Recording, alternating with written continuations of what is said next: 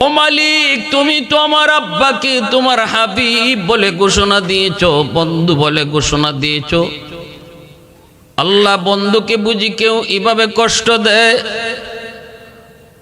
নমরুদের আগুনকে যদি ইব্রাহিম খলিলের জন্য তুমি ফুলের বাগান বানিয়ে দিতে পারলে, মুসা কালিমুল্লাহর জন্য যদি নীল দরিয়ার পানিকে তুমি রাস্তা বানায় দিতে পারলে, তাহলে আমার আব্বার জন্য তায়েফের মাটিতে উশৃঙ্খল যুবকগুলির পাথরকে কেন তুলা বানায় দিতে পারলে না? মালিক, তুমি কি পারো না? পারো না কেন? কেন? তোমার কাছে আমার প্রশ্ন। আমার বাবা রক্তে দেহ কেন লাল? কেন আজকে আমার বাবা আঘাত প্রাপ্ত? তায়েফের জমিনে বাবা গিয়েছিল তোমার কালেমার দাওয়াত দেওয়ার জন্য। আমার আব্বা তো নিজের কথা বলতে যায়নি, গিয়েছিল তুমি মালিকের একত্ববাদের দাওয়াত দেওয়ার জন্য। ও মালিক, জবাব চাই, জবাব। ইব্রাহিমের জন্য যদি নমরুদের আগুন ফুলের বাগান বানায়া দিতে পারলে, মূসার জন্য যদি নীল দরিয়া শুকায় তুমি রাস্তা বানায়া দিতে পারলে, আমার আব্বার জন্য, তিনি তো তোমারই হাবিব, কেন তুমি ওই পাথরকে তুলা বানাইতে পারলে না? আল্লাহ নবী তখন হাত ধরে কই, মা, এভাবে আল্লাহর সাথে কথা কয় না মা, এভাবে আল্লাহর সাথে কথা বলে না। সাথে সাথে ফাতেমা কয়, আব্বা কিভাবে বলবো? বাবা গো, মনরে বুঝাইতে পারি না, তুমি তো আমার আব্বু, আমি তো তোমার মেয়ে, কেমন করে আমি তোমার এই আঘাত সহ্য করব? ও বাবা, বাবার দরদ তুমি কি বুঝো? তুমি তো বাবার দরদ বুঝো না, জন্মের আগেই বাবা হারাইছো। আর তোমার আল্লাহর তো বাবাই নাই, তোমার আল্লাহর তো মাও নাই। ও বাবা, তুমিও তো বাবার দরদ বুঝো না, তোমার আল্লাহ তো বাপ মা নাই, বাপ মার দরদ কেমন বুঝবে? দরদ তো বুঝে ফাতেমা, কারণ ফাতেমার বাবার এই অবস্থা ফাতেমা নিজের চোখে দেখতেছে। কেমন করে সইব বাবা গো, কেমন করে সইব? নবীজির চোখ থেকে দর দর করে পানি পড়ে, ফাতেমা কান্দে। নবীজি আবারও আদর করে কয়, মা এইভাবে কইস না, মা এইভাবে কয় না, এইভাবে কয় না। ফাতেমা তখন চোখের পানি মুছেন, পানিটা গরম করেন, নবীজির আঘাতপ্রাপ্ত জায়গাগুলি গরম পানি দিয়া কাপড় ভিজে ভিজে ফাতেমা তিনি চেক দিতেছেন। আল্লাহর নবী কিছুটা আরাম পান, আরাম পান। ফাতেমা বীর আল্লাহর কাছে কান্দে আর কই, মালিক, ও মালিক, তুমি রাগ করো না, আল্লাহ তুমি আমার উপর গোসা করো না। আল্লাহ, মনটি বুঝাইতে পারি নাই, আমার এভাবে কথা বলা উচিত হয় নাই। আল্লাহ, তুমি আমাকে ক্ষমা করো। আল্লাহ, তুমি আমার আব্বারে তুমি আরাম দাও। এই বলে যখন তিনি সেবা করতেছেন, নবীজির মাতা মুবারক খাতুনে জান্নাতের কুলের মধ্যে নবীজি আরাম পাইতেছেন। খাতুনে জান্নাত তিনি আরাম দিতেছেন, সেবা করতেছেন। এর ভিতরে দু জাহানের বাদশা রহমাতুল লিল আলামিন নবীজির ঘুম এসে গেল। আল্লাহর নবী একটু আরাম পাওয়ার কারণে ঘুম এসে গেল। নবীজি চোখ লাগা মাত্রই স্বপ্নে দেখেন নবীজির মাতার পাশে দক্ষিণী মা আমেনা বসা আছেন গো, আর নবী তার মায়ের কোলেই মাথাটা রেখে আছেন। মা আমেনা নবীকে সেবা করতেছেন, সান্ত্বনা দিতেছেন। মূলত নবীজি মাথা রাখছেন কলিজার টুকরা মেয়ে ফাতেমার কোলে, কিন্তু স্বপ্নে দেখেন, স্বপ্ন যুগে মা আমেনা তিনি নবী মাথাটা কোলে রাইকা সেবা করেন। ওই অবস্থায় নবীজি সাথে সাথে মাকে পেয়ে আর দেরি করলেন না, সাথে সাথে মার হাতটা ধইরা বলতেছেন, মা গো, ও মা, 6 বছর বয়সে তোমাকে মক্কা মদিনার রাস্তা আবুয়া নামক জায়গায় হারাইছি, সেদিন থেকে আর কোনোদিন মা বলে ডাকতে পারি নাই।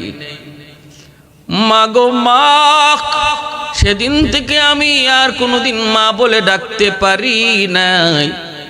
মা, আজ অনেক দিন পরে তোমাকে পেয়েছি, আজ আমি তোমাকে যেতে দেব না। মায়ার নবী, দয়ার নবী এতিম, জন্মের আগে নবী বাবা হারাইছেন, 6 বছর বয়সে মাকে হারাইছেন।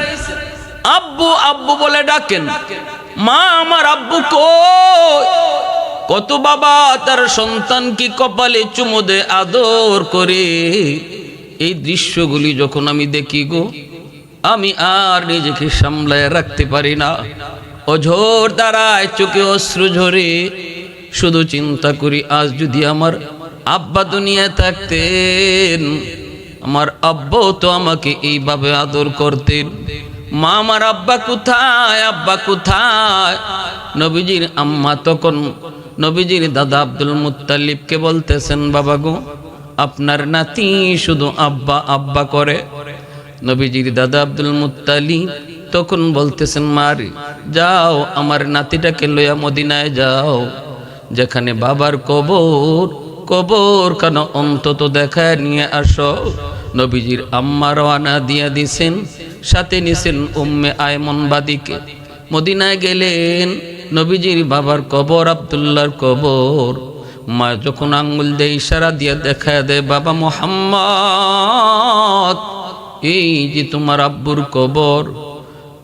শিশু নবী বাবার কবরে উপকাশে যায়, কবরের উপরে নিজের চিত হয়ে শুইয়া, বাবাকে যেভাবে সন্তান বাবার উপরে ওইটা বাবার গলা জড়ায় রাখে গো, এইভাবে দয়ার নবী কবরের উপরের মাটিতে যেন বাবাকে বুকে জড়ায় কান্দেন আর বলতেছেন, আব্বু, পৃথিবীতে জন্মের পর আজও পর্যন্ত আব্বু বলে ডাকতে পারি নাই। বাবা ডাকের ভিতরে কত মজা আমি নবী তা জানি না, আমি মুহাম্মদ তা জানি না।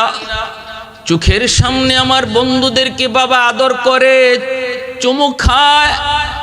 সন্ধ্যা হয়ে গেলে পরে বাবা সন্তানের খোঁজে বের হয়, কিন্তু আজও পর্যন্ত তুমি আমাকে কোনো দিন নিতে আসলা না। আব্বু, আমি আমার মনকে কেমনে বুঝাই, কেমনে বুঝাই? এই বইলা যখন দয়ার নবী এনিয়ে বিনিয়ে কাঁদতেছেন, কয়েকজন ইহুদি নবীর কান্না দেইখা তারাও কান্না শুরু করলো।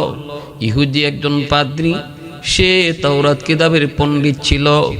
নবীজির কান্না দেইখা এবং নবীজির চেহারা দেইখা, নবীর লক্ষণগুলি দেইখা ইহুদি পণ্ডিত চিনে ফেলেছে, এই বালক তো মুহাম্মদ, মনে হয় আখির নবী।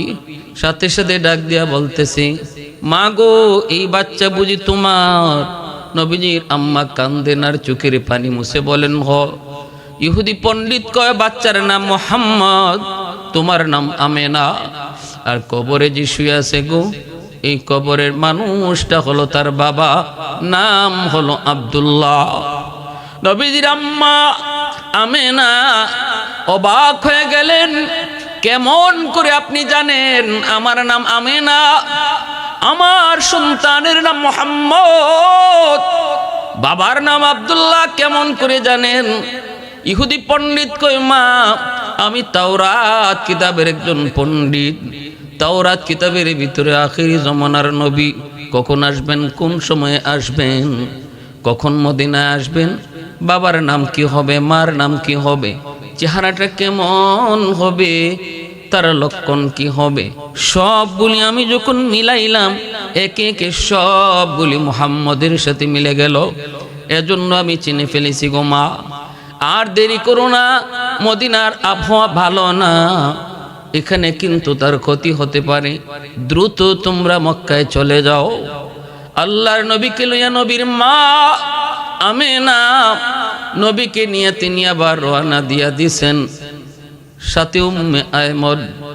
মক্কা মদিনার মাঝামাঝি রাস্তা বোয়া, যেখানে কোনো মানুষ নাই, ঘর নাই, বাড়ি নাই, এমন এক জায়গায় আসা মাত্রই রাত শেষ রাতের দিকে নবীর মা আমেনা তিনি অসুস্থ হয়ে পড়লেন। প্রচন্ড জোর। মুহূর্তের ভিতরে তিনি আর পা চলে না, মুহূর্তের ভিতরে আর সামনে যেতে পারেন না, জায়গায় তিনি শুয়ে পড়লেন। চরম পর্যায়ে শরীরের অবনতি। সাথে সাথে ডাক দিয়ে বাপ মোহাম্মদকে ডাক দিয়ে আনতেন। কাছে আইনা বলেন, বাবা মোহাম্মদ আয়, বুকে আয়, আয় বাবা বুকে আয়। মনে হয় সূর্য ডোবার পরই আর মা দুনিয়াতে থাকবো না। আয় বাবা বুকে আয়। কেমন করে মা তোরে কই, কেমন করে মা তোমারে বুঝাই। বাবার কবর দেখতে আইসা মা কেউ হারাইতেছো, বাবার কবর দেখতে আইসা মা কেউ হারাইতেছো। কেমনে তোমারে কই রে বাবা, আয় মার বুকে আয়। এই বুক আর কোনোদিন পাইবা না, আয় বাবা আয়। শিশু নবী মায়ের বুকের উপরে ওইটা হাও মাও করে কান্দে আর কই, মা ও মা তুমি আমাকে সাগরের মাঝখানে কার হাওলা করে যাইতেছো গো মা। নবীজির আম্মা মেনা চোখের পানি মুছে আর কই, তোমার হাওলা আমার আল্লাহ, আমার আল্লাহ তোমার জিম্মাদার, জিম্মাদার, জিম্মাদার। উম্মে আয়মনকে ডাক দিয়া কাছে আইনা উম্মে আয়মনের হাতটা নবীর হাতের লাগে মাঝে লাগাইয়া নবীজির আম্মা কাঁদতেছে আর কয়, উম্মে আয়মন আজ থেকে আমার মুহাম্মদকে তুমি আমার মতোই দেখবা, আমার মতোই আদর করবা, যেন মার অভাবটা তোমার কাছ থেকে পূরণ হয়। উম্মে আয়মন তোমার কাছে আমি দুনিয়ার বাহ্যিক দৃষ্টিতে তোমার কাছে আমার মুহাম্মদকে রেখে গেলাম। নবীর গালে কপালে চুমুক খাইতে লাগলেন, চোখ থেকে অশ্রু ঝরে। নবীজি হাউ মাউ করে কান্দেন। আল্লাহ তার হাবিবকে মা হারা বানাইতেছেন এমন এক জায়গার যুবক যেখানে কোনো মানুষ নাই, যেখানে কোনো বসতি নাই, মরুপ্রান্তর আবুয়া নামক জায়গায় আমার নবী দয়ার নবী মাকেও তিনি হারাইলেন। আল্লাহর নবী রহমতের নবী উম্মে আয়মনের হাত ধরে গভীর রাতে তিনি মক্কার দিকে রওনা দিছেন। আবুয়া নামক জায়গায় মাকে কবর দিয়া শিশু নবী উম্মে আয়মনকে নিয়ে তিনি রওনা দিছেন মক্কার দিকে। আজও সে আবুয়া সেই স্মৃতি এখনো ধরে রেখেছে যুবক। সেখানে গেলে এমন কোন নবীর আশিক নাই, চোখ থেকে পানি ঝরে না। একজন শিশু সন্তান, শিশু বাচ্চা কেমন করে পারলো এই মরুভূমিতে মারে কবর দিয়া, মারে এখানে চিরনিদ্রায় শোয়া, কেমন করে রহমতের নবী পায়ে হেঁটে মদিনায় মক্কায় আসলো। নবীজি এরপরে যতবার মদিনায় গিয়েছেন ওই আবুয়া নামক জায়গায় গেলে পরে নবী সাহাবীদেরকে বলতেন, সাহাবীরা রে কাফেলা একটু সময়ের জন্য থামাও, ওই যে আমার আম্মুর কবর, যেই মাকে আমি বাবার কবর দেখতে এসে হারাইছিলাম শিশুকালের সেই 6 বছর বয়সে, আমি আমার মার কবরের পাশে দাঁড়ায় একটু দোয়া করব, তোমরা আমার সাথে দোয়ার শরীক হইও। আমার কান্না দেখা তোমরা এভাবে হাউমা করে কান্দো না। নবীজি কবরখানা দেখা মাত্রই চোখ বেবে আল্লাহ নবীর অশ্রু ঝরত। নবীজি কোটের পেট থেকে নাইমা কবরের সামনে দাঁড়ায় নবীজি অঝোর দাঁড়ায় কাঁদতেন আর দোয়া করতেন। আমার নবী মায়ের নবী 6 বছর বয়সে মা হারাইলেন। এরপরে রহমতের নবী আম্মা ডাকার দিতে পারেন না গো, কিন্তু নয়া মায়ার নবীর মা পাইছেন ফাতেমাকে। ফাতেমাকে নবী মা বলে ডাকতেন। কেন ডাকতেন, কি জন্য ডাকতেন?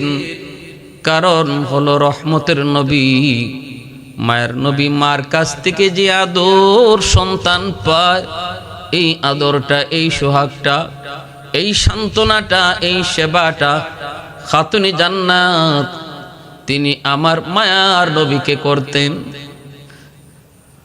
আম্মা জান খাদিজাতুল কুবরা রাদিয়াল্লাহু তাআলা আনহার ইন্তেকালের সময় নবী যেমন কান্দেন, ফাতেমাও কান্দেন। ফাতেমা চুঠো।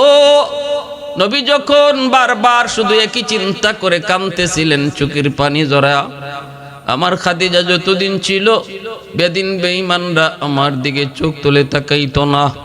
খাদিজা আমাকে সান্ত্বনা দিত। কখনো যদি আক্রান্ত হয়েছি, খাদিজার সান্ত্বনা পেয়ে আমি শান্ত হতাম। আজ আমাকে কে সান্ত্বনা দিবে? আজ আমাকে কে সান্ত্বনা দিবে গো? তখনই ফাতেমা আমার নবীর মায়ার নবীর চোখের পানি মুইসা সান্ত্বনা দিয়ে বলতেন, বাবা গো, ও বাবা, ফাতেমা যতদিন আছে তোমাকে কোনোদিন কোনো অভাব বসতে দেব না। এজন্যই তায়েফের ময়দান থেকে রাসূল যখন রক্তাক্ত হয়ে মক্কায় ফিরেন, মায়ার নবী দয়ার নবীকে ওই ঘরের এই খাতুনে জান্নাত দরজা বন্ধ করে আল্লাহর সাথে বাতচিত শুরু করে দিলেন। আল্লাহ, তুমি কি পারো নাই গো আমার আব্বার জন্য ইব্রাহিমের মতো আগুনকে যেমন ফুলের বাগান বানাইছো, মূসার জন্য যেমন নীল দরিয়ার পানিকে তুমি রাস্তা বানায় দিছো, তুমি কি আমার আব্বার জন্য পারো নাই গো? ওই তায়েফের জমিনের উশৃঙ্খল যুবকগুলির পাথর, যেই পাথরটা আমার আব্বার দিকে মারছে, এই পাথরগুলি তুমি কি তুলা বানিয়ে দিতে পারো না? রাসূল যখন কয়, ফাতেমা এইভাবে কয় না, এইভাবে কয় না, এইভাবে কয় না রে মা। ফাতুনে জান্নাত বলে, মা বাবা, ও বাবা, আমি বলবো না কেন? আমি তো বাবা পাইছি, তুমি তো বাবা পাও নাই। বাবার দরদ কেমনে বুঝবা? তোমার আল্লাহ কেমনে বাবার দরদ বুঝবেন? কারণ আল্লাহর তো মাও নাই, বাবাও নাই। কুল হুয়াল্লাহু আহাদ আল্লাহুস সামাদ লাম ইয়ালিদ ওয়া লাম ইউলাদ। আল্লাহ নিজের পরিচয় দিয়া কয়, আল্লাহ কারো বাপ নয়, কারো সন্তানও নয়। বাবা, আমি তো বাবা পেয়েছি, আমি তো বাবার দরদ বুঝবই, আমি তো বাবার কষ্ট বুঝবই। তখনই আমার নবী মায়ের নবীকে কোলে নিয়ে যখন তিনি এইভাবে সেবা করতেছেন, সেবা করতেছেন, নবীজি আরাম পেয়ে নবীজির চোখ লেগে গেল। আল্লাহর নবী ঘুমিয়ে পড়লেন। চোখ লাগা মাত্রই তিনি স্বপ্নে দেখেন জনম দুঃখিনী মা আমেনা রাসূলকে কোলে নিয়া এইভাবেই তিনি আদর সোহাগ কইরা সেবা করতেছেন। আঘাতপ্রাপ্ত জায়গাগুলি তিনি সেবা করে দিতেছেন। আল্লাহ নবী স্বপ্নে মাকে পেয়ে হাত চাপ দিয়ে ধইরা বলতেছেন, মা গো, আর যেতে দিব না গো, আর তোমাকে যেতে দিব না। 6 বছর বয়সে আবুয়া নামক জায়গায় তোমাকে হারাইছি, আর আমি তোমারে যেতে দিব না গো মা। কইছিলা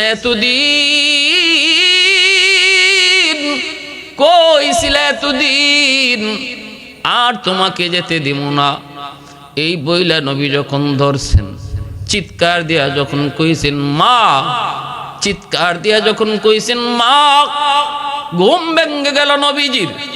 নবীজি ঘুম ভেঙে তাকায় দেখেন কলিজার টুকরা মেয়ে ফাতেমা, চোখ থেকে দর দর করে পানি পড়ে, কান্দেন। নবী জিজ্ঞেস করেন, ফাতেমা তুমি কান্দো কেন গো?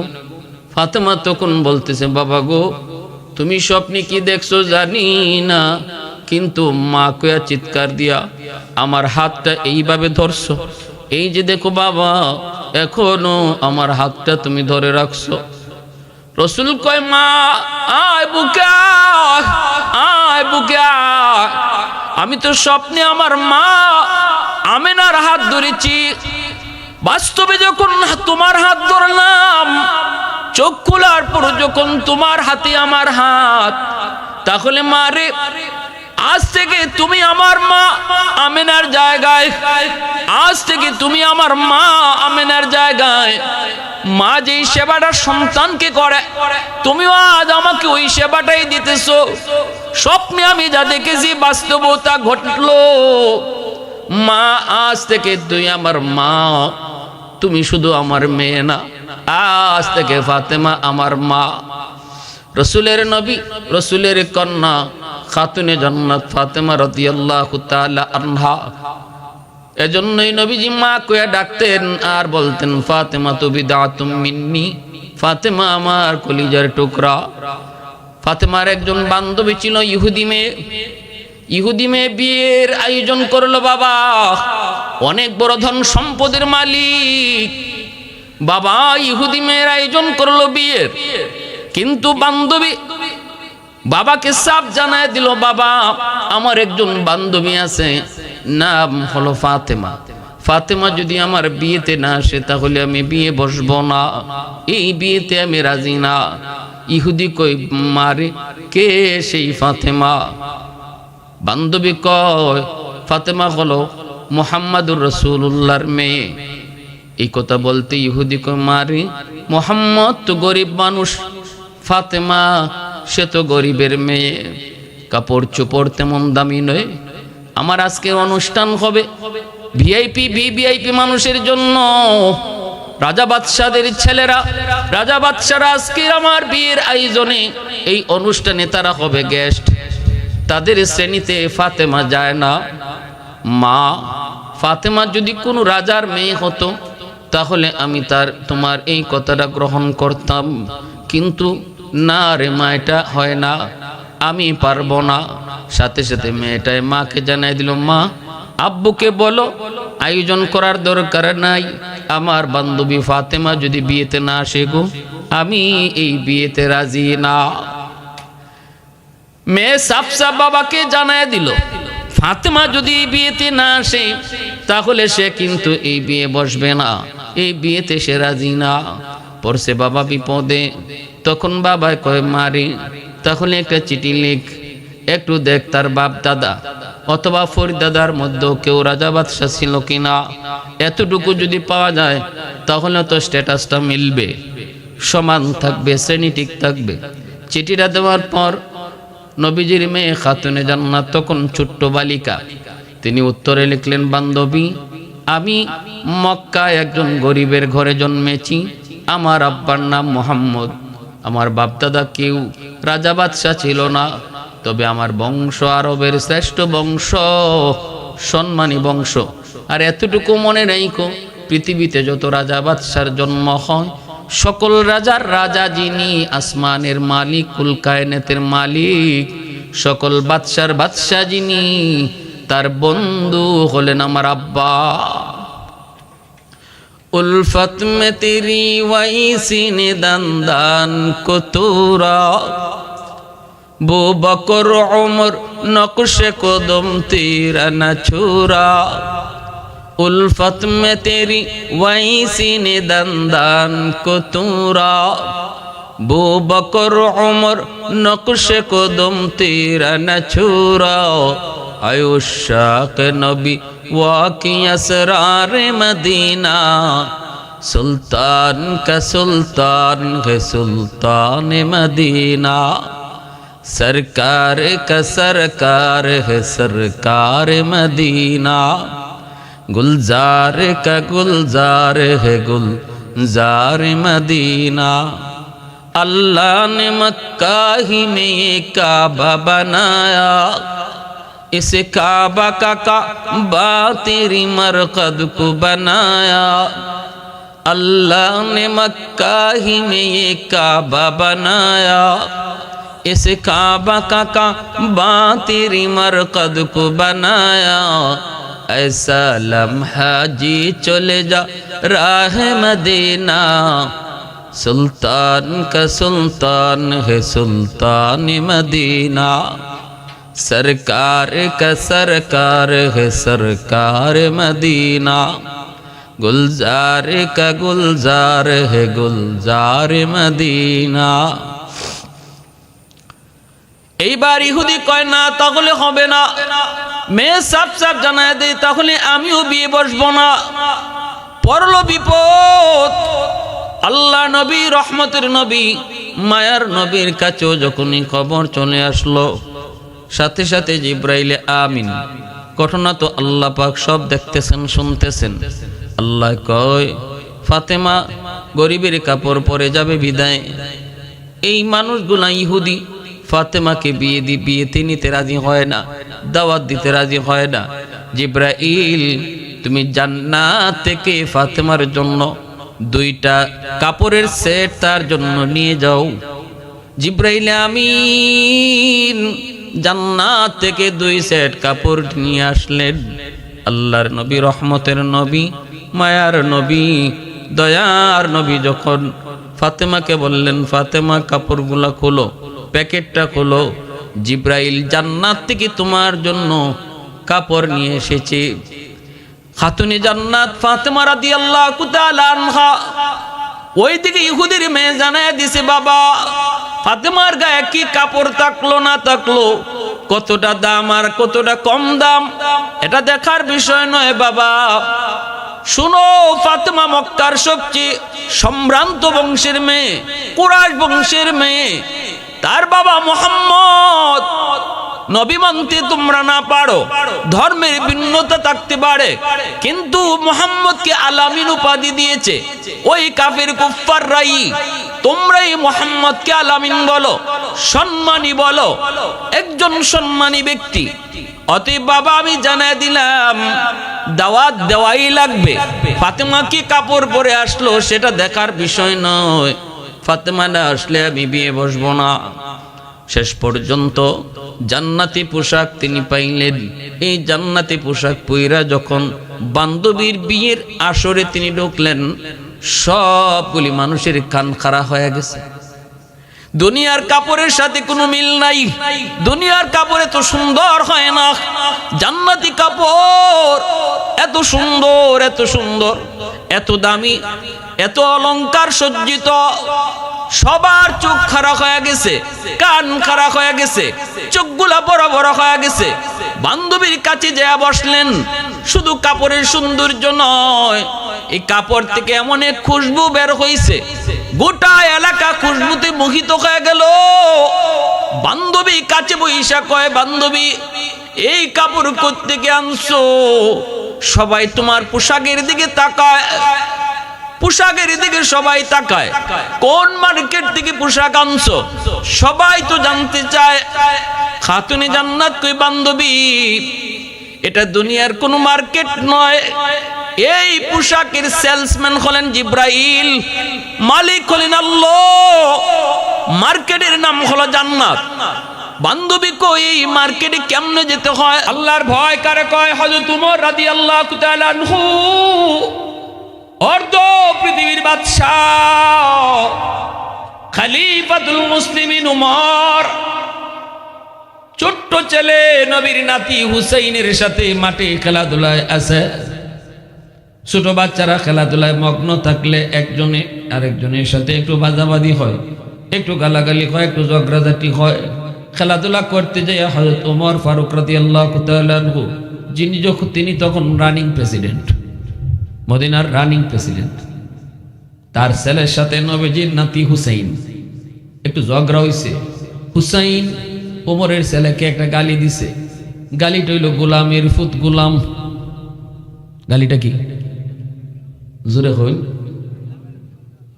ওমরের ছেলে গুসায় ফায়ার, কিরে হুসেন তুই আমারও গোলাম কইস, তোমার বাপরও তুই গোলাম কইস, গোলামের ফুত গোলাম কইলে তো বাপরও গোলাম কওয়া হয়, ঠিক না? নেই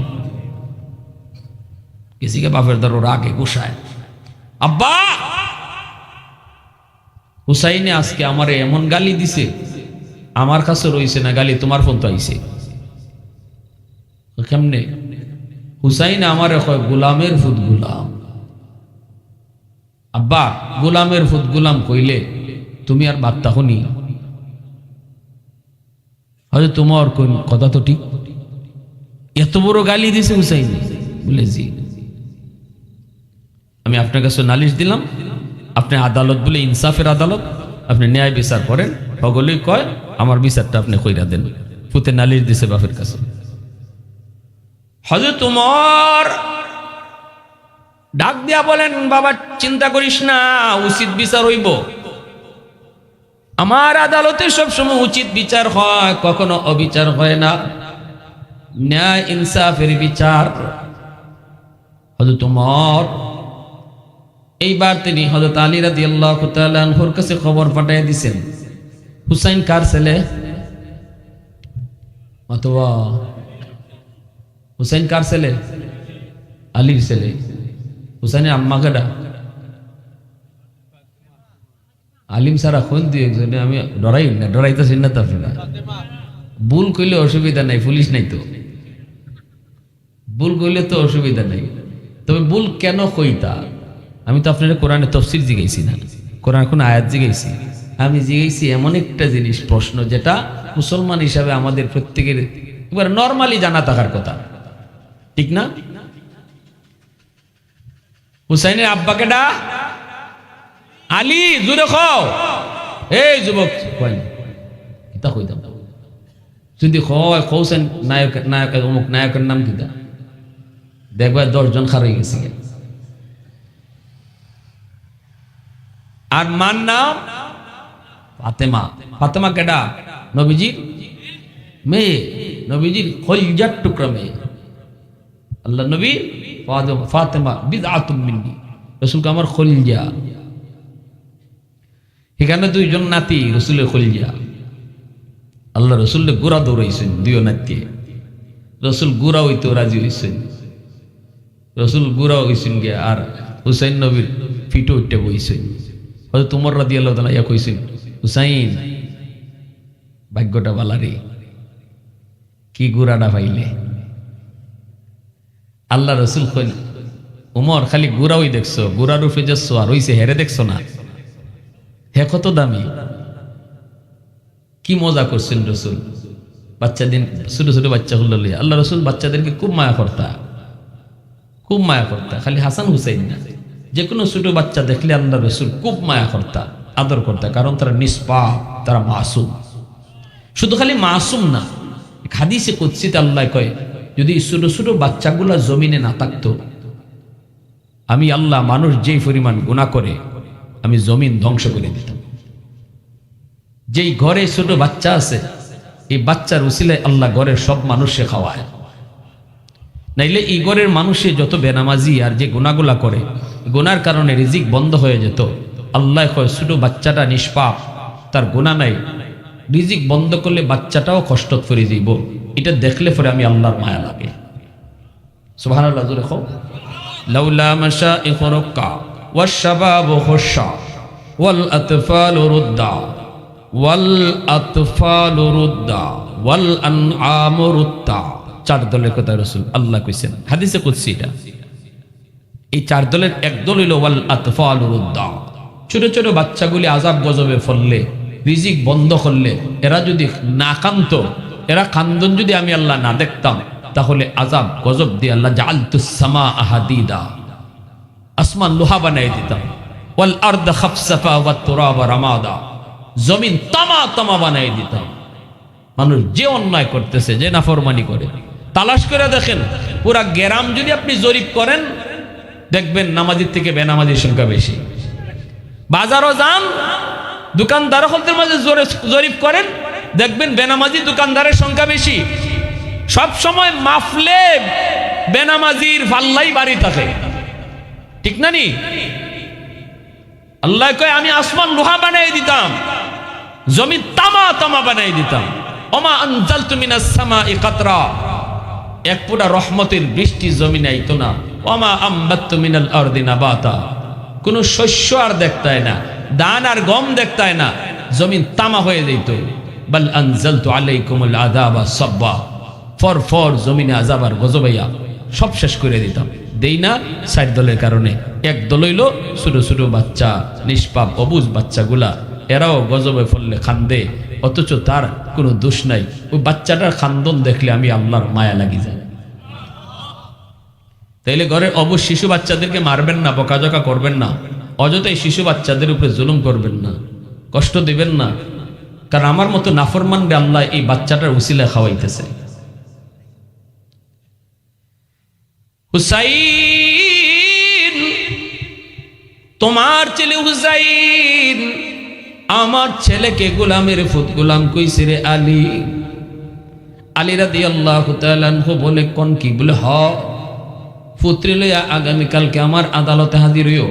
আগামীকাল এতটার সময় হুসাইনের বিচার মদিনার সমস্ত মানুষজনকে জানাই দেওয়া হলো। ওমরের আদালতে হুসাইনের বিচার, হুসাইনের বিচার। আলী রাদিয়াল্লাহু তাআলা আনহু হুসাইনকে কয়, হুসাইন বাবা, বাজান বাজান তুই কি কইছ? উমরের ছেলেরে তুই কি কইছ? উমর না রানিং প্রেসিডেন্ট, প্রেসিডেন্টের ফুলারে তুই কি কইছ? হুসাইন কয়, আব্বা উমরের ফুলারে আমি গোলামের ফুত গোলাম কইছি। মিশা কথা কইব নি? আমরা মতো নি ফুসা ঘুরাই লিতাম ডরের সুট্টে। আমরা লোক হলাম না, আব্বা কিতা কইছি মন নাই, আনাইলে কইতাম ইবাই কইছি হিবাই কইছি, কথা ঘুরাই ফেরাইয়া। হুসাইন কই, না কইছি তো কইছই। কি কইছ? গোলামের ফুত গোলাম। ইন্না লিল্লাহ। বাজান বাজান তুই ইডে কিতা করছ? আচ্ছা গোলাম কইছ, হেরই কই হের বাপরে তুইলে কইলিস, মানে হের বাপ তৈল অর্ধ পৃথিবীর বাসা, এটা কেন কইছ? আব্বা আমি কইছি কইছি ওই কইছি। অন্যান্য সাহাবীরা এসা হুসাইনকে কয়, হুসাইন কালকে উমরের আদালতে তোমার বিচার। উমর বড় গরম, অনেক গরম। হুসাইন তোমার হাতে ধরি, তোমার কপালে চুমা দেই, গালে চুমা দেই। কথাটা একটু ঘুরায় কইও, কথাটা একটু, বাকিটা আমরা দেখমুনি, খালি কইও আমার পুরাপুরি মনে নাই কিতা কইছি। হুসাইন কই, তোমরা আমার ইতে কিতা শিখাও? উমরের আদালতে আমার ফাঁসি হোক আর যাই হোক, যারা কইছি কইছি ওই। আর কেন কইছি এটা যদি উমর জানতেন চাই, অবশ্যই তো জানতে চাই বা কেন কইছি, কেনটারও জবাব দিব। আল্লাহু আকবার জোরে হও।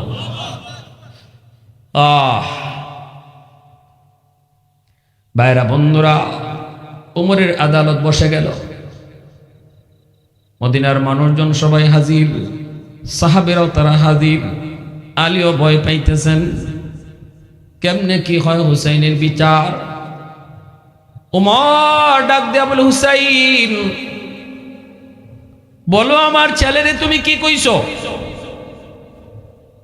অনেকেই পিছন থেকে হুসাইনকে চিন্তা দিয়া কয়, হুসাইন একটু ঘুরায় খোবা দাম, একটু ঘুরায় খোবা কিটা আমরা দেখবো। হুসাইন কয় অসম্ভব। হুসাইন তিনি দাঁড়ায় সমস্ত হাউজের সামনে কয়, আমি আপনার পুত্রে গোলামের ফুত গোলাম কইছি, গোলামের ফুয়া গোলাম, ঠিক না নি? হযরত উমর এইবার তিনি একটু রাগ হইয়া বলতেছেন, হুসাইন এটা তুমি কোন হিসাবে কইছো? নিজেরা ঝগড়া করছো, একজনে আরেকজনে গোলাম কোয়ার যা কও কইতে পারো, ছোট বাচ্চাদের ঝগড়া অসুবিধা নাই, কিন্তু আমি কেমনে গোলাম হইলাম একটু বুঝাইয়া দাও।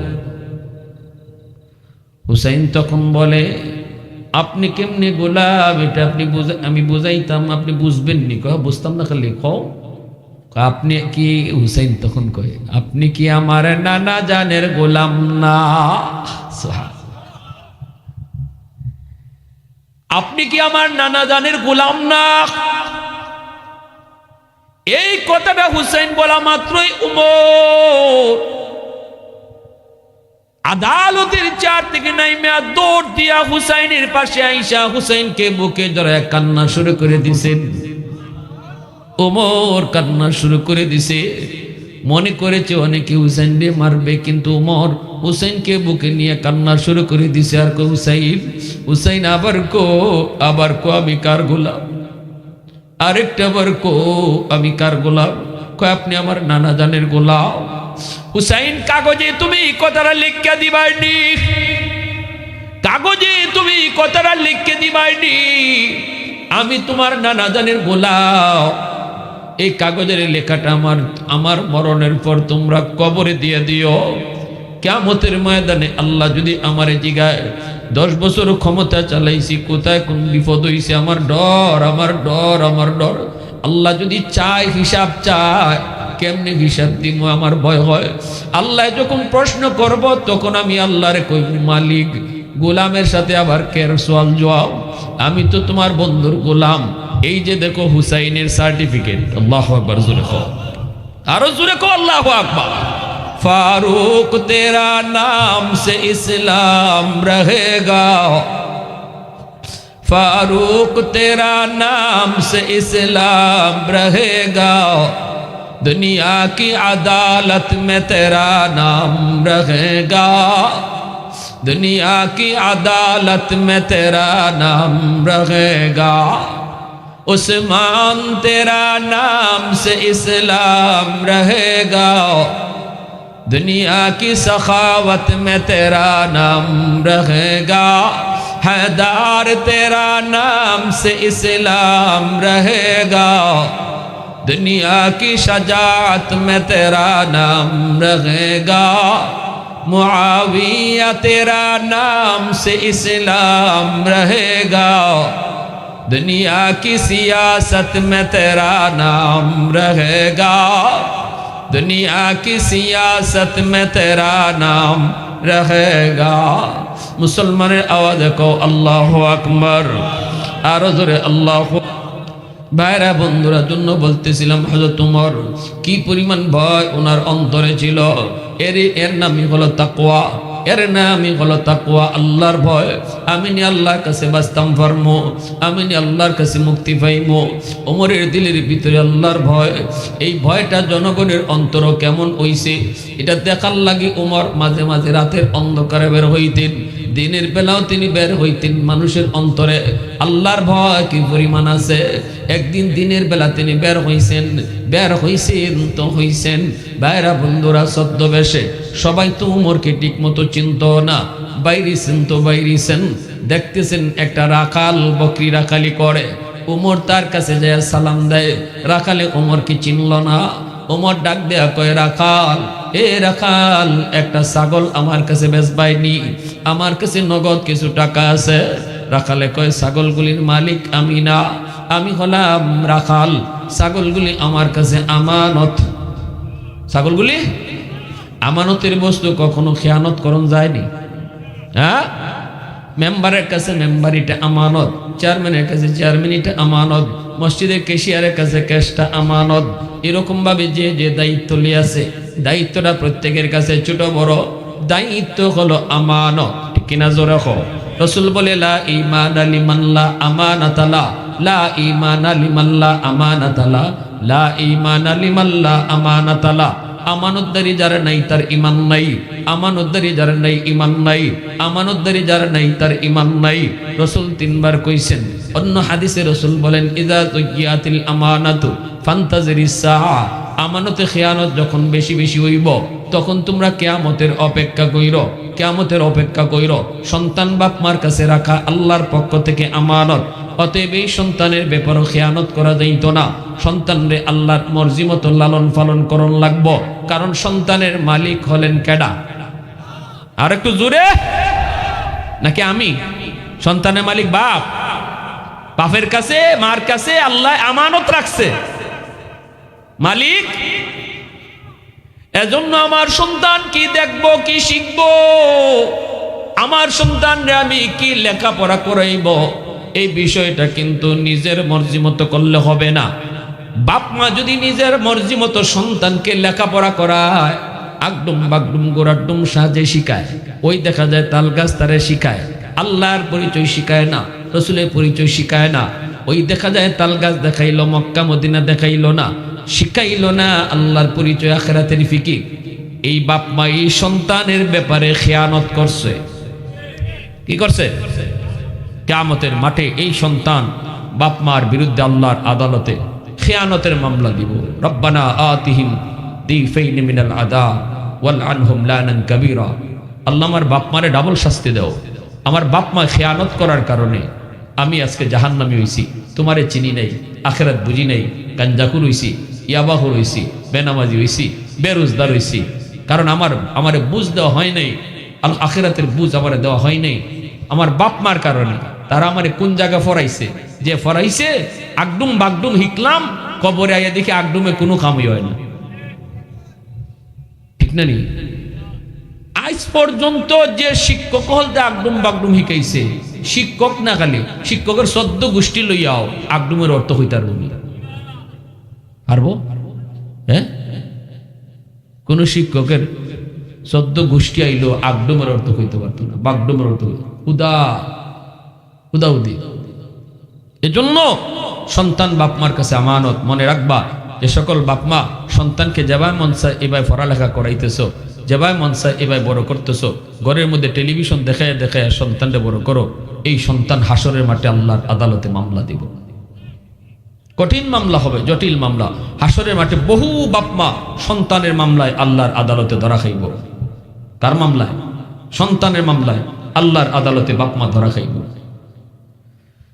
এজন্য আমার ভাইরা বন্ধুরা, হযরত ওমর যখন এই রাখালকে বলতেছেন, রাখাল একটা ছাগল আমার কাছে বিক্রি করো, রাখালে কয় ছাগলগুলি আমানত, বিক্রি করা সম্ভব না। ওমর নিজের পরিচয় না দিয়া বলেন, রাখাল একটা ছাগল যদি বিক্রি করো তোমার মালিক টের পাবে না। এতগুলি ছাগলের ভিতরে একটা ছাগল বেচলে বুঝতো না। রাখালে কয়, জি না, আমার মালিক বড় চালাক, বের করার সময় গন্যা গন্যা বাইর করে, ঢুকাইবার সময় গন্যা গন্যা ঢুকায়, একটা কম হইলেই বুঝিলেইব। ওমর কয়, রাখাল একটা ছাগল যখন কম পাইব তখন তুমি কইবা কাদ আকালাহু যিব, বাগে খাই লিছে। এই কথা কইতেই রাখালে কয়, মুসাফির চিনলাম না তোমারে, চিনলাম না, তুমি কেডা? তোমার এই কথা কইলে পরে আমার মালিক ঠিকই বিশ্বাস করব গো, মালিকই ঠিকই বিশ্বাস করব, কারণ আমি জীবনে কোনোদিন মিথ্যা বলি নেই, আমানতে খেয়ানত করি নেই, কখনো আমানতে খেয়ানত করি নেই, কখনো জিন্দিগিতে মালিকের সাথে মিশা কথা কই নেই। অতএব এই কথাটা কইলে আমার মালিকে মানি লইব, কোনো কথাই কইতো না। কিন্তু আমি তোমারে প্রশ্ন করি, দুনিয়ার মালিকরে আমি বুঝতে লাইলাম, ফাআইনাল্লাহ ফাআইনাল্লাহ, আসমানের মালিকরে কই রাখলা? আল্লাহু আকবার, জোরে বল না। দুনিয়ার মালিকরে আমি বুঝ দিলাম, কিন্তু আমি আমার আসমানের মালিকরে কোথায় রাখলাম? এ যুবক, দরজা বন্ধ করে তুমি খানা খাইয়া রোজা ভাঙছো, আর মানুষের সামনে আয়া সেপ পালায়া পালায়া রোজাদার সাচ্ছ। মানুষে তুমি বুঝ দিছো, কিন্তু ফাআইনাল্লাহ ফাআইনাল্লাহ, তুমি তোমার আল্লাহরে কই রাখছো? সবরে তুমি ফাঁকি দিছো, কিন্তু আমার মালিক রে তুমি কোথায় রাখছো? একটু কও, কই রাখছো কও, কই রাখছো কও। এই জিনিসটা দিলের ভিতরে জাগানির নামই হলো তাকওয়া। আল্লাহ পাক ওই রোজায় তোমার এইটাই হিকায়া যায়, হিকায়া যায়। কারণ রমজান মাসে তুমি দরজা বন্ধ করে খানা খাও নাই। যারা প্রকৃত রোজাদার এরা কিন্তু দরজা বন্ধ করে খানা খায় না, মানুষের চোখে ফাঁকি দিয়ে রোজা ভাঙ্গার সুযোগ আছিল। কিন্তু এরপরও কোনো রোজাদার, প্রকৃত রোজাদার এমনটা করে না, করে না, করে না। কারণ সে দরজা বন্ধ কইরা পানিটা খাওয়ার সময় সায়া দেখে আমার আল্লাহ দেখতেছে। সুবহানাল্লাহ, জোরে কও। দেখতেছে আমার আল্লাহ, দেখতেছে পানির পে আল্লাহ সেই রইছে, আমার পে আল্লাহ সেই রইছে। এই কথাটা ভাববে সে খায় না, দরজা বন্ধ করে খানা খায় না, পানি খায় না। আল্লাহকে বান্দা, রমজান একটা মাস রোজা রাখা তোর এইটাই শিখাইয়া গেছে। দরজা বন্ধ করলে কেউ দেখবে না, দেখি আমি আল্লাহ। অন্ধকারে কেউ দেখে না, দেখি আমি আল্লাহ। এই জিনিসটা রোজায় তোরে শিখাইয়া গেছে। বাকি জীবনটাও তুই এইভাবে চলো। সুবহানাল্লাহ, বাকি জীবনটাও তুমি এইভাবে চলো। গুনাহ করবার আগে খেয়াল করিস, কেউ না দেখলো দেখতেছি আমি আল্লাহ। মাফে কম দিতেছ কাস্টমার রে পাল্লার মধ্যে, কেউ বুঝলো না, কাস্টমারও টের পাইলো না, ফাল্লার ফেরটা তোমার কেউ বুঝলো না, কিন্তু আমি আল্লাহ দেখতেছি। রোজায় তোরে ইটে হিকাইয়া গেছে। সুবহানাল্লাহ, জোরে কও। রোজায় তোমার তো ইটেই হিকাই গেছে, ইটেই হিকাই গেছে রোজায়। বাইরা বন্ধুরা জন্য বলতেছিলাম, যুবক, আল্লাহ পাক এই নিয়তে এইভাবে যারা রোজা রাখবে, এই রোজার বদলা আমি আল্লাহ নিজের হাতে তারে দিব। আস-সাওমু লি ওয়া আনা আজজি বিহি ওয়া ফি রিওয়ায়াতিন উজজা বিহি। আল্লাহ পাক রোজা একমাত্র আমার জন্য, রোজার বদলা আমি নিজের হাতে দিব। আরেক রিওয়ায়াতে আল্লাহ কই রোজার বদলা আমি নিজে ওই রোজার বদলা আমি নিজে হই। আল্লাহ কই রোজা আমার জন্য, নামাজ আমার জন্য আল্লাহ কোথাও কয় নেই, হজ আমার জন্য আল্লাহ কয় নেই, কিন্তু রোজা আল্লাহ কইছে বান্দা আমার লাগি রাখে। কেন? নামাজ পড়ার ক্ষেত্রে অনেকে এই মন থাকতে পারে, মানুষে মন্দ কইব, মানুষে কইব ও মিয়া বুড়ো হয়ে গেছো এখন যদি নামাজ পড়ো না, ও মিয়া মানুষে দেখাইবার লাগি মসজিদে যায়, হজে গেছে কেন লাগি মানুষে হাজি সাহেব কইতো, মানুষের সামনে হাজি সাজবার লাগি হজ করছে, মানুষের সামনে নামাজি সাজবার লাগি নামাজ পড়ছে। এই ধরনের দিলের ভিতরে তার নিয়ত থাকতে পারে, কিন্তু রোজাদার রোজা কখনো মানুষের সামনে রোজাদার সাজবার লাগি রাখে না। কারণ এইটা যদি তার দিলে থাকতো তাহলে দরজা বন্ধ করে খাইয়াও মানুষের সামনে রোজাদার সাজবার সুযোগ ছিল, ঠিক না? কিন্তু আল্লাহ না, আমার বান্দারা তো এটা করে না। তাহলে বোঝা গেল রোজাটা শুধুমাত্রই বান্দা আমার লাগি রাখছে। কার লাগি রাখছে? এজন্য আল্লাহ কই রোজার বদলা আমি নিজের হাতে দিমু।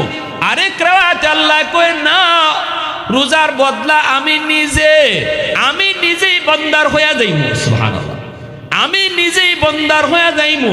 আল্লাহ যদি আমার হয়ে যায়, আল্লাহ যদি রোজাদারে হয়ে যায়, তাহলে আল্লাহ যত জিনিসের মালিক, রোজাদারও তো অত জিনিসের মালিক, ঠিক না? আল্লাহ যদি কই আমি ওই তোমার, তাহলে আল্লাহর যা আছে সব তো আমার লাগি ফিরি, আমার লাগি। এজন্য আল্লাহ কই তোমার কি আর বদলা দিমু? রোজাদারে বদলা আর দিমু কি? রোজাদারে বদলা আর দিমু কি? রোজাদারে বদলা আমি নিজে হই। অতএব বান্দায় আমার যা আছে সব কিছুর মালিক হে।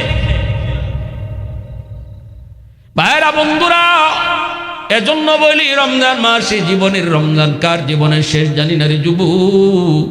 গত রমজানে হয়তো আমাদের মধ্যে অনেকেই দুনিয়ায় ছিল, আজকে দুনিয়াতে নাই।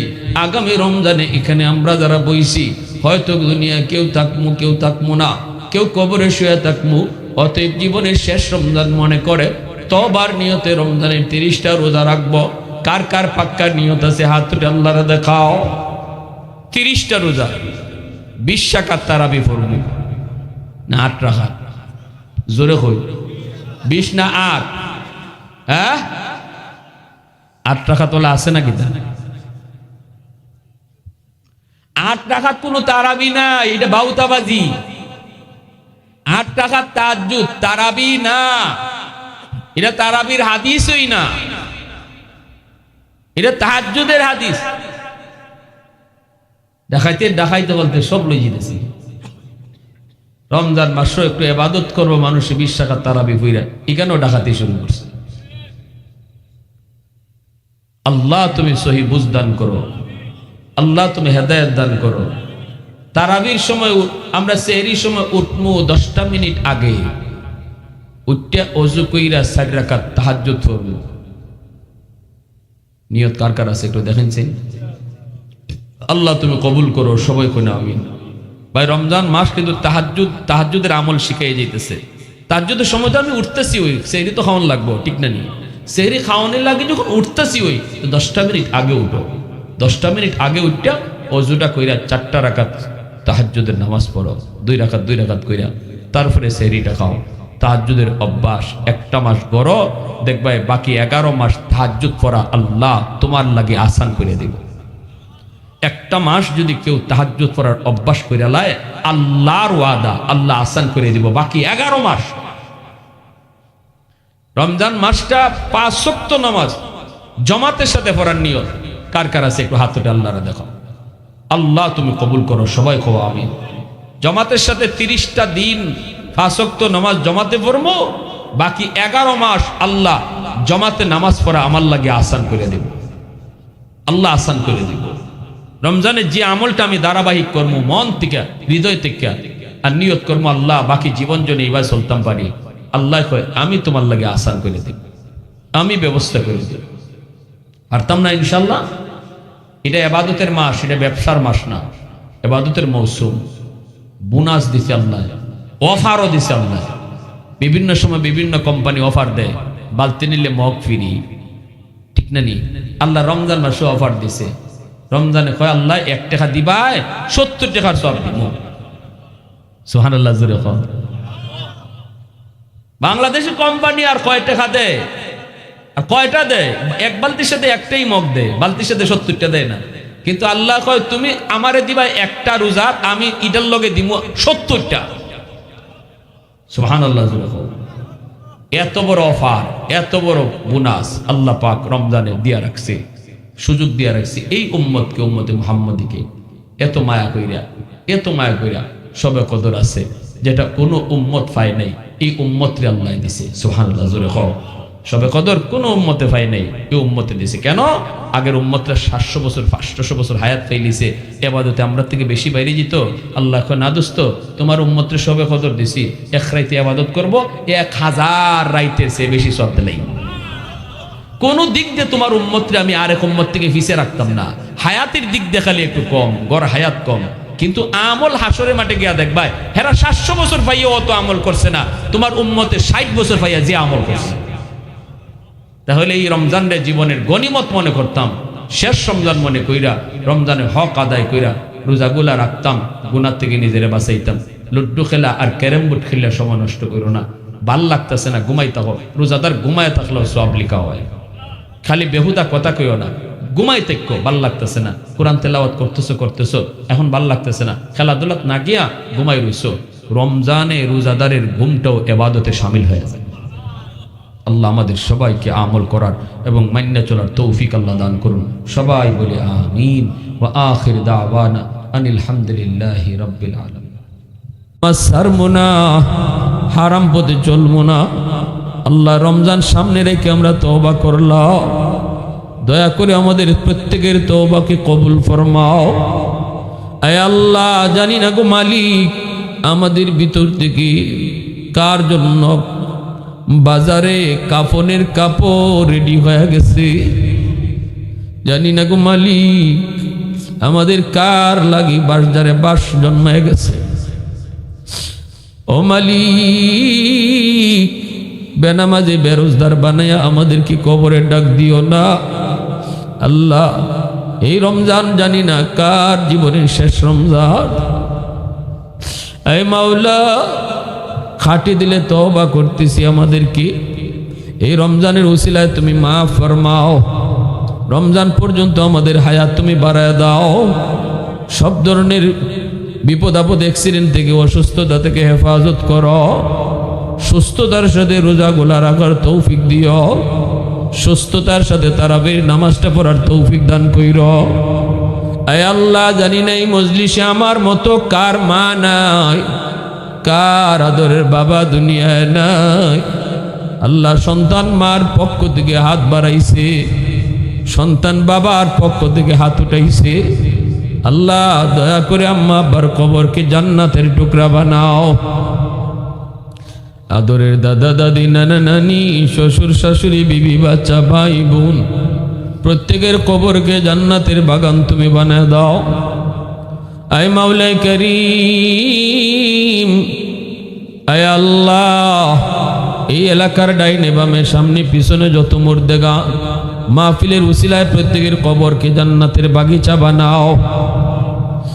অশান্তি থাকলে অশান্তি দূর করে দাও, শান্তি তুমি বাড়ায় দাও। আব্বা আম্মা যাদের জীবিত নেক হায়াত দাও, বিবি বাচ্চা ভাই বেরাদরের নেক হায়াত দাও। এই মাহফিলে সাহায্য সহযোগিতা যে যেখান থেকে করছে প্রত্যেকের সহযোগিতাকে নাজাতের উসিলা বানাও। যে যে নিয়তে করছে আল্লাহ দিলের নেক মাকাসিদ পুরা করো। আল্লাহ, যার যত সমস্যা আছে সমাধান করো, যার যত অসুবিধা আছে আল্লাহ তুমি দূর করো। প্রতিটা ঘরে তুমি শান্তি নাজিল করো।